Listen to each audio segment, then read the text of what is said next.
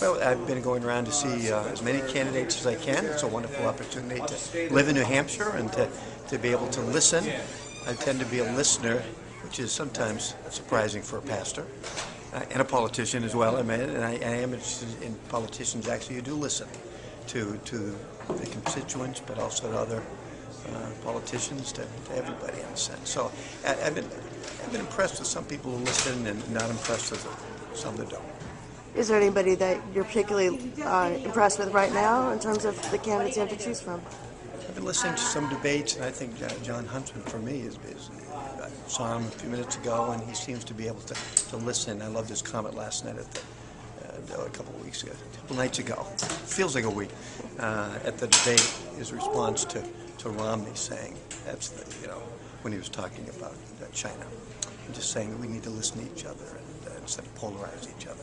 As a pastor, that's kind of what I try to do, and hopefully politicians can do that as well. And I can't pass up the chance to ask this question of a pastor, but two of the people we've spoken about, obviously Mitt Romney in the lead, John Huntsman trying to catch up, are both of the Mormon faith, and people have been making a lot of that, and whether that will affect people's decisions about whether or not to vote for them. Do you think that that's going to be an issue in New Hampshire or elsewhere? And certainly not in New Hampshire, because I serve in a state that's probably one of the less church or religious faith groups states in the nation. So I don't think it'll make as much difference in New Hampshire. I think it will around the country. I tend to be a fairly progressive pastor, so it wouldn't make any difference to me. In fact, my brother's a Mormon, and we try to get along in our family. But I think it will make a difference to some very fundamentalist evangelical Christians. Unfortunately, I think it'll make a difference because I really believe in separation of church and state.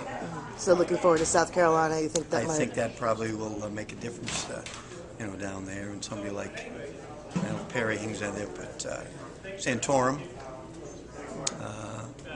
I saw him Keene a few days ago. He came to the library, but he's fairly dogmatic, and I think that people he won't be universally accepted because of that. But yes, I think it'll make a difference to the Mormon faith. Unfortunately, in a country based on religious freedom, that we still are not really totally free.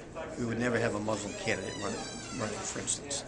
Would even make it past the first campaign. I mean, he just wouldn't do it, unfortunately. My hope is someday that we'd be able to accept people of all faiths, what this country was built on, I think. Thank you.